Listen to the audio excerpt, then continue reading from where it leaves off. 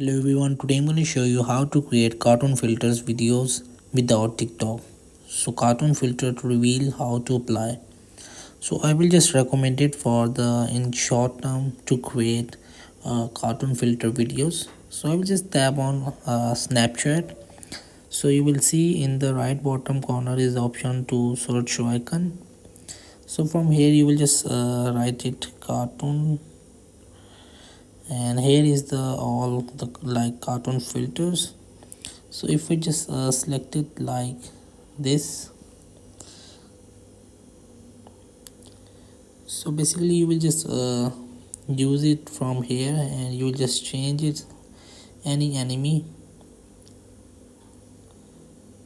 So this is the free of cost to create your cartoon filter videos right over here.